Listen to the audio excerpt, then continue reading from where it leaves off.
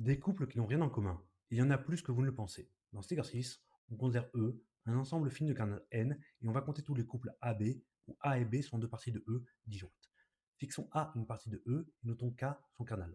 On cherche combien il y a de B parties de E telles que A et B sont disjointes. Or, A et B sont disjointes si et seulement si B est inclus dans E privé de A.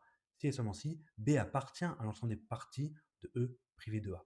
Comme E privé de A est un ensemble de cardinal n moins K, l'ensemble des parties de E privé de A est de cardinal 2 puissance n-k.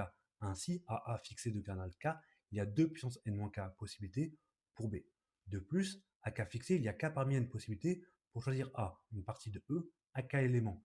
Ainsi, il y a K parmi n fois 2 puissance n-k couple AB, où A et B sont des parties de E disjointes, avec A de cardinal K. De plus, le cardinal de A est un entier entre 0 et n. Donc le nombre de couples de parties de E disjointes vaut la somme de k parmi n fois 2 puissance n-k pour tous les cas entre 0 et n.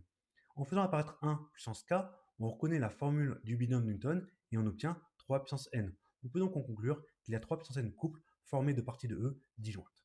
Il y a une autre méthode.